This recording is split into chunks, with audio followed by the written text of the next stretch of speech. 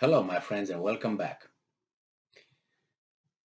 I'm astonished when I am able to read someone's statements and realize that that person who issued those statements uh, was a very, very influential and important person in a political hierarchy in a country.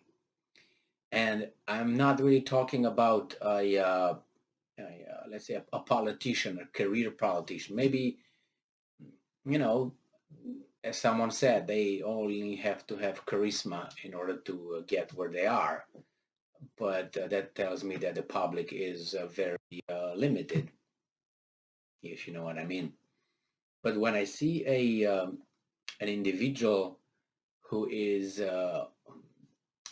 appointed like the director of the CIA or the FBI, I'm expecting that person to have some, I used to expect, to be more clear, I used to expect that person to have a deep understanding and a macro and micro understanding of the world and the situations and people.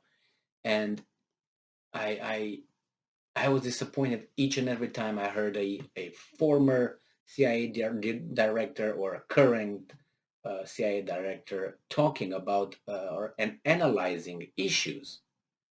The way he, in this case, analyzes issues is like I don't know, high school boy. I can't believe that he just dumbs it down for us because we are peasants and we are not able to understand. But the connection he makes to reach his conclusions based on the evidence is childish. Is childish. If he uses that kind of logic and um, intellectual mental process to reach conclusions in his life while driving a car, let's say, he would hit each and every tree on each side of the road and every 5 seconds. So yeah, this article comes from Reuters and it came on April 14th, 2022 by Jonathan Landy and Michael Martina. And this is its title. US cannot take lightly threat Russia could use nuclear weapons, CIA chief. So we have here this CIA director William Burns on Thursday. He speaks in front of some very important people. I spoke at Georgia Tech, and this is what he said. It says here that the threat of Russia potentially using tactical or low-yield nuclear weapons in Ukraine cannot be taken lightly. But the CIA has not seen a lot of practical evidence reinforcing that concern. CIA Director William Burns said on Thursday. Okay, well, and then it's not that, but I will, as I'm going to read from this article, I will stop and analyze statements that this CIA director makes and how I'm assuming he got those ideas or he reached those conclusions. So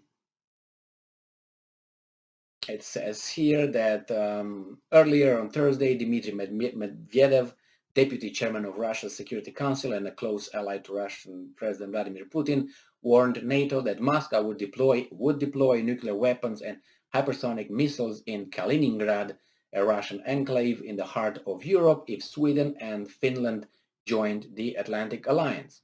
So this is a you do something to me, I do something back to you. Do something to me, I do something back to you. It's the response. This is a tactical. It's geopolitics. If you move some army over there, I'm gonna counter it somehow. I have to defend it somehow. Now he sees I'm moving that way. He's gonna do something else. That's a continuous game that is played. So I'm not gonna go. Okay, Russia, Ukraine, blah blah blah. If Finland, then in this case, who are outside, Russia has no, as far as I know, has any issues with Finland, and Sweden, who are neutral. The problem with Ukraine, we know all what the problem was: NATO and um, no, those battalions over there, and killing of Russian people in the eastern Ukraine. But in this case, there's no evidence to suggest that Russia will just go and invade Sweden and Finland. I haven't seen that. Not even a, I don't know, a hint. But here, those guys got scared, Finland and Sweden, and they say, well, we're going to join NATO because we're afraid of you. Okay, well, if that happens, then we have to think strategically, and this is what we're going to do. Now, there's a problem. It's a no-no. So we can think strategically, but you cannot. And if you do it, it's always out of proportion, your reaction, because we say so. So Kaliningrad, it belongs to Russia. I'm not going to go into history, how it got given by the German, taken from the German. The Germans renounced it in 1991. I think they said, no, we don't have any claim for that. That's old Prussia. Prussia was German. We're going to go to Poland again, wanted to get stuff. I'm not getting to all that. The problem is Kaliningrad right now is Russia's, and they have the right to deploy whatever they want over there. Garbage if they want, prostitutes if they want, I don't know, brothels, whatever they want to do in Kaliningrad, that's Russia's business. So if they want to put now nuclear weapons right there to counter, I don't know what exactly, what do you want? If I want to put my army next to Ukrainian border on my territory, you do whatever you want on your territory. What's your problem with me? Well, I'm not supposed to. Why? Says who? Am I independent or I'm not independent? According to you, I am, but then I realize I'm not.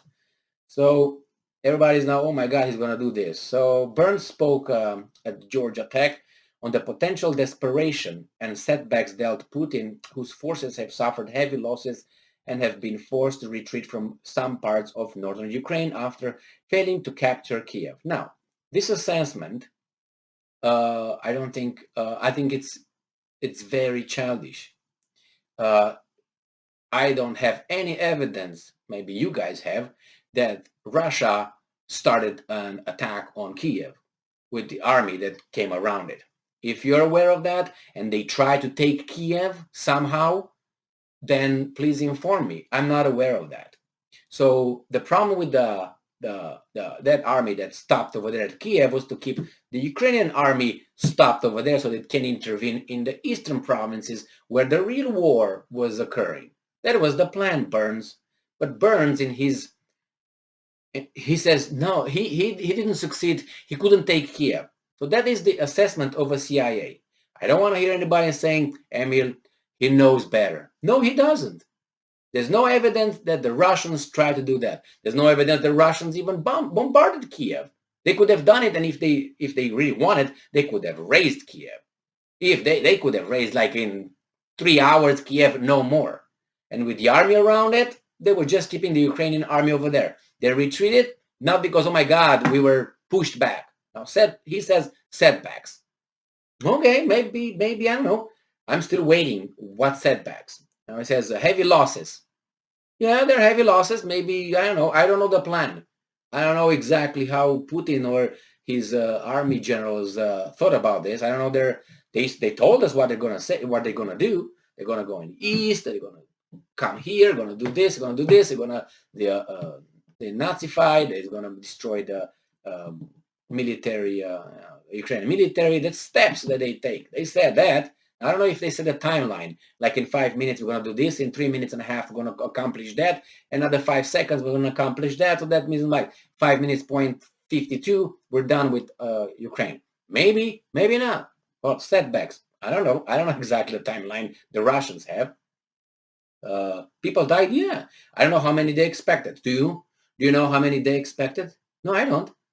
I don't know if the Russians thought they're going to be like 3 Russians dead and everything would be done in 5 minutes. I don't know that. And nobody knows that. But he assesses that, because he's going to go further and say, failing to capture Kiev. CIA director, thank you very much. For those reasons, none of us can take lightly the threat posed by the potential resort to tactical nuclear weapons or low-yield nuclear weapons, he said. Okay, why? Because he got crazy and upset and is going to do it. Possible. I'm not saying it's not impossible, but it says here, that said, but not taken, despite rhetorical posturing by the Kremlin about putting the world's largest nuclear arsenal on high alert, we haven't seen a lot of practical evidence of the kind of deployment of military dispositions or these military dispositions that would reinforce that concern. Good. So they held back. They could have done it. He seems to say I don't know, they're just posturing. Maybe they didn't want to do it. I don't know. Could they have done it? I think so. I wouldn't have any problems to do this or to deploy.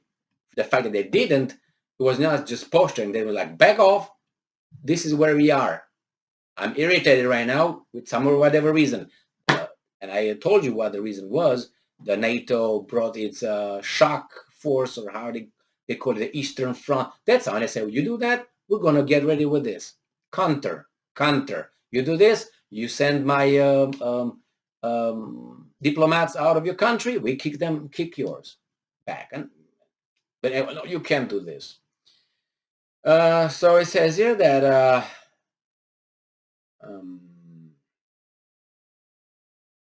let me see what these guys are just saying, that Burns said that President Joe Biden dispatched him to Moscow in November to convey directly to Putin and several of his closest advisors the depth of our concerns about his planning for war and the consequences for Russia if they proceeded.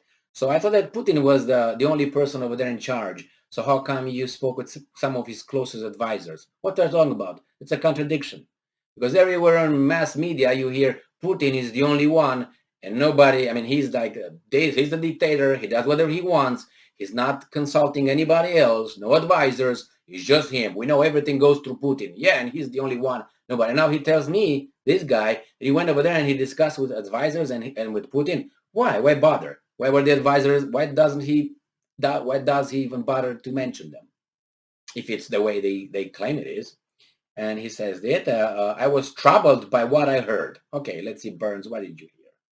He continued, saying that while Putin may not have made a final decision, he appeared convinced his forces would achieve a quick, decisive victory or minimal cost. Okay, how? Did he tell you, hey, Burns, we're going to do it in 5 minutes? No, I think that's his assessment. Based on what? I don't know. That's his conclusion. I don't know how he made his conclusion. This sounds like Putin is an idiot. Oh, I'm going to do this. Yeah. Look at me. That's how this is the way he assessed Putin. I don't know what he says. I want to hear what he says, what Putin told him. But nevertheless, that's his assessment. Like Putin is like that, but that's how he has to be portrayed. And he says here, Putin believed Washington's European allies were distracted by their own domestic politics, and he had sanctions-proof war chest of foreign currency reserves. Okay, how do you know he was convinced? That's your assessment of his convictions, correct? Yes. Putin was proven wrong, and on each of these counts. I don't know if he was proven wrong, but because if you look, Mr. Burns, he was ready for each move you guys did, for each of them. You kicked him out of SWIFT, he had that. You want his country to default, he did that. You don't want to buy his own oil and gas, he did it.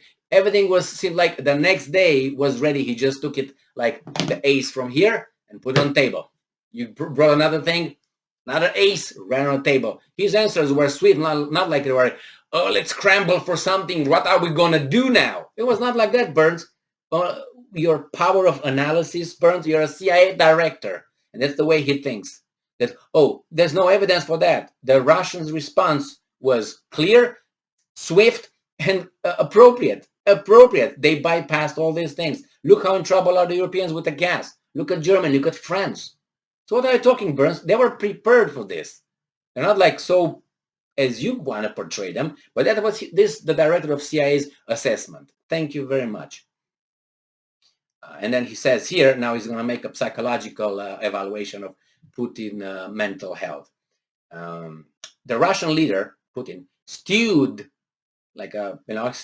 in grievance, ambition, and insecurity, and apparently saw the window was closing for shaping Ukraine's orientation away from the West, said Burns, who called Putin an apostle of payback. Okay, yeah, all right. That's a CIA. That's a CIA's assessment of an individual.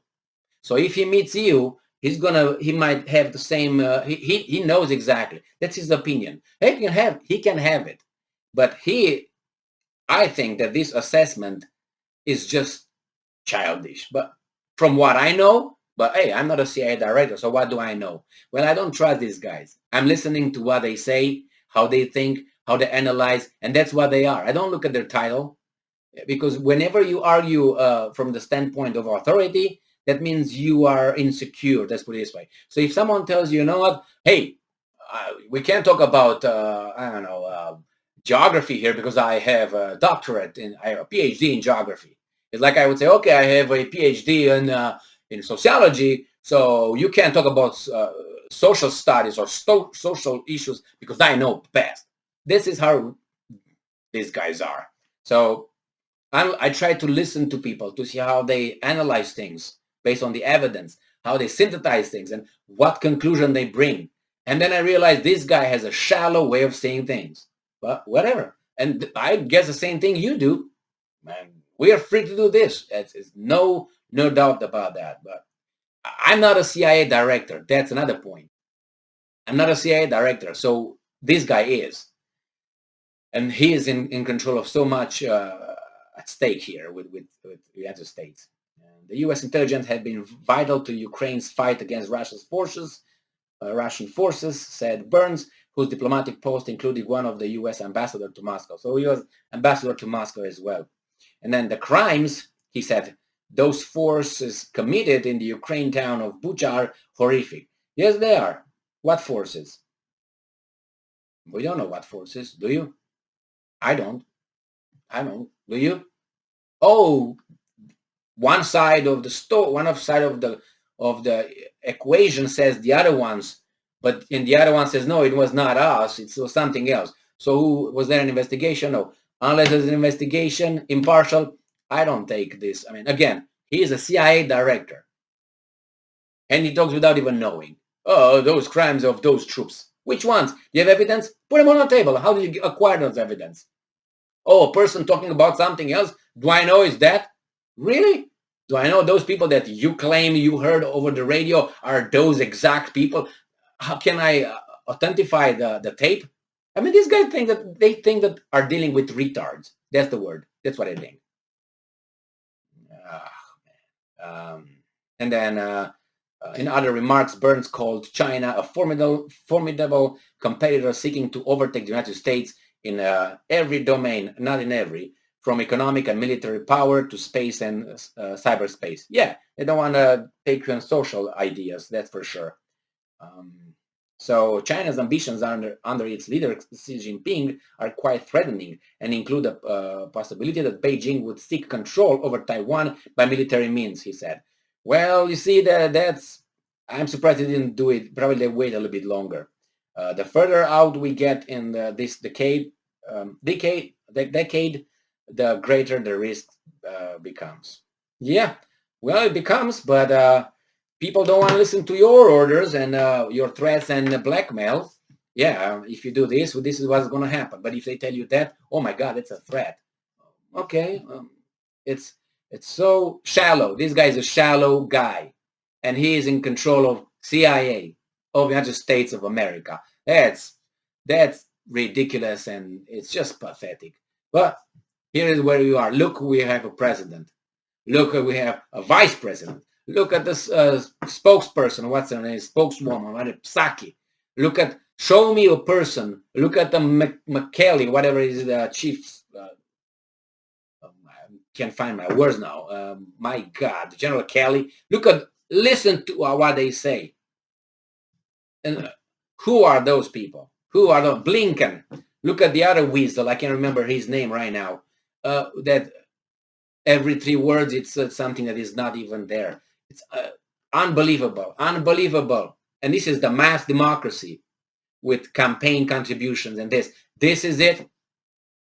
Is this the model the rest of the world should copy? How did we get here?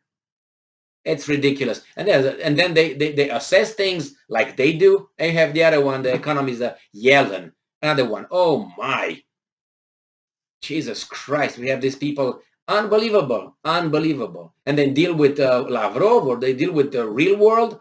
They would talk back to them, and they have to use the, look at the foreign minister of Great Britain. I can't remember her name. It's Tisa, whatever her name is. Look at the what's his name, the German chancellor. Who is that guy? Does he know anything? The only thing that really knows something is, what's his name? Not even the Bojo, whatever his name is, the Prime Minister of Great Britain. That guy is another piece of thing, another clown. Look at what's his name, the French one, who's in the, he's corrupt as hell, Macron, but he's smart and he knows. That's the only guy that I say, man, that's a guy with, you know what I mean, as corrupt as he might be or whatever he is, but he's smart. He's smart. He knows reality. These guys just we're surrounded by clowns, and unfortunately, they have power. Thank you very much for being with me again today. Stay strong, stay smart, look for the truth, and be just. See ya.